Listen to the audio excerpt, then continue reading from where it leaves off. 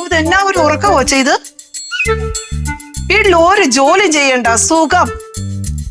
ചുമ്മാ അതിലടി അവര് കുറ്റം പറയുന്നു നിന്നെ. ദൈവമേ, ഇവിടെയൊക്കെ തലയെ വരച്ചിരുന്ന എന്റെ പെരുവരലെ വരച്ചാ മതിയായിരുന്നു. ഡി ലക്ഷ്മി, അങ്ങോട്ടോ. എന്നാ ഉറക്കവാ ഇത്? പോയി ഞാൻ വീടെല്ലാം കൂടെ പൊളിഞ്ഞ് എന്റെ ദേഹത്തോട്ട് വീഴുന്നെന്ന് വിചാരിച്ച് എന്തോ അടി അടിച്ചത്. ഇങ്ങനെയാണോ ഒരാളെ ഉറക്കത്തിൽ വിളിച്ചെണിപ്പിക്കുന്നേ? പിന്നെ എങ്ങനെയാ പറയൂ വന്നിട്ട് ബോംബിട്ട് പൊട്ടിക്കണോ? എന്തോ അടി അടിച്ചത്? അച്ഛയൊക്കെ വന്ന് ചാവാ ഇത് മതി. നിന്റെ അച്ഛനെ ഞാൻ ഇങ്ങനെയല്ലേ വിളിച്ചെണ്ണിപ്പിക്കുന്നത്. എന്നിട്ട് അച്ഛന്റെ നട്ടൽ എവിടെ ഉണ്ടോ? അങ്ങേർക്ക് അത് ഉള്ളതും ഇല്ലാത്തതും എല്ലാം കണക്കാ. പേടിച്ചിട്ട് ഊരി വെച്ചതായിരിക്കും. എന്തോന്നടി? അമ്മേ, വിവരക്കേട് കാണിക്കരുതെന്ന് ഞാൻ പറയില്ല, പറഞ്ഞിട്ടും വലിയ കാര്യമൊന്നുമില്ല. പക്ഷെ അതിനൊക്കെ ഒരു പരിധിയുണ്ട്. എന്തോ അത്ര രാവിലെ? നീ പരിധിയും പരിവവും ഒന്നും പറയാൻ നിൽക്കണ്ട, വേഗം ഒരുങ്ങാൻ നോക്കാം. എവിടെ പോവാൻ? കലോത്സവത്തിന് പോണ്ടേ?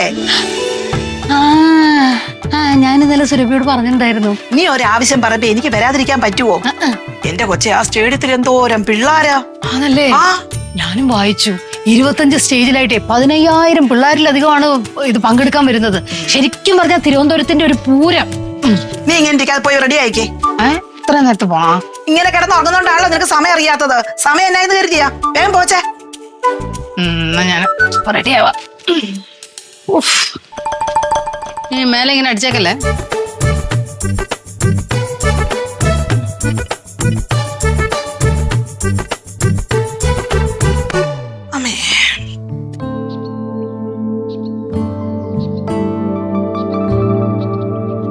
വേദി 1 ഭരതനാട്യം, കുച്ചിപ്പുടി, നാടോടി നൃത്തം. വേദി 3 പാട്ട്. അയ്യോ പാവം പിള്ളേർ ടെൻഷൻ അടിച്ച്. നീയാണോ ഇന്നിപ്പൊ ഈ പേപ്പർ ഇവിടെ കൊണ്ടുവച്ചത്? അത് കൊണ്ടുപോയിക്കണ്ടേ? തിരിച്ചു കൊണ്ടുപോയിക്കാം. ഏതായാലും കൊണ്ടുവന്നല്ല, നീ ഇപ്പൊ ഒന്ന് വായിച്ചോട്ടെ. പക്ഷേ വരാന്തയിലിരുന്ന് വായിക്കുന്നതാണ് പക്ഷെ ഗമ. സത്യം ആണോ? ശരി, ഞാൻ വിചാരിച്ച് പാവം കാല് വയ്യാത്തയല്ലേ മുറിയിലിരുന്ന് വായിക്കട്ടെന്ന് വിചാരിച്ചിട്ടാണ് ഞാൻ ഈ പത്രം കൊണ്ട് ഇവിടെ വെച്ചത്. ഒരു ദിവസമെങ്കിലും അമ്മയുടെ കാല് വയ്യായ്മ ഓർത്തല്ല എന്റെ പൊന്നോള്. എന്നും ആലോചിക്കാം. പിന്നെ മുത്തോടല്ലേ കാര്യങ്ങൾ നോക്കണത്. ആണോ? മുത്തുമില്ലാത്തോണ്ട് ഓർത്തല്ല.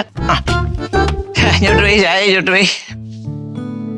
അയ്യോ സന്തോഷം. അയ്യോ, ഇത് രാവിലെ എവിടെ നീ ചന്ദനക്കുറി? നീ അമ്പലത്തിൽ പോയോ? ഞാൻ രാവിലെ അങ്ങ് പോയി. പോയാ? ഞാൻ വന്ന് നോക്കിയപ്പോ അമ്മ ഭയങ്കര ഉറക്കം. പിന്നെ അല്ല, വെളുപ്പാക്കാലത്തിന് ഞാൻ എഴുന്നേറ്റ് കുളിച്ച് അമ്പലത്തിൽ പോവാ. ഭഗവാൻ അറിയാം, പാവം അമ്മച്ചി വയസ്സായി. സൗകര്യമൊക്കെ ഉള്ളപ്പോ അവര് വരട്ടെ. കാരണം വാക്ക് പ്രവൃത്തി എന്റെ നല്ലതാ. അത് അവിടെ കിടന്ന് കവന്നടിച്ച് കിടന്ന് തൊഴിലേശി ചീത്ത വിളിച്ചിട്ട് എന്തിനടി. പിന്നെ അമ്മയ്ക്കൊരു സർപ്രൈസ് ഉണ്ട്. സർപ്രൈസാ? എന്താ മോളെ? സന്തോഷമുള്ളൊരു കാര്യം കൂടിയാണ്. അയ്യോ നീ പറയട്ടാ. അമ്മയുടെ സുനിതാമേന വന്നിട്ടുണ്ട്. ഈ എണ്ണം കെട്ട ഭർത്താവെ നേരെ വിളിച്ച് പറയാൻ ഒക്കുള്ള.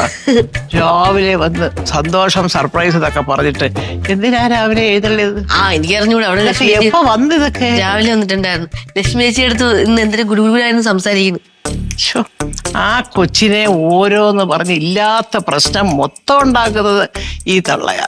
ഈ സുനിതയുടെ സ്വഭാവമേ അങ്ങനെ. ഒന്ന് പറഞ്ഞ് രണ്ടാമത്തേന് ലക്ഷ്മി കടത്ത് തുള്ളി ചാടി. ഓട്ടതേ ഇവ നീ വഴക്കൊന്നും ഉണ്ടാക്കാൻ നിൽക്കണ്ട.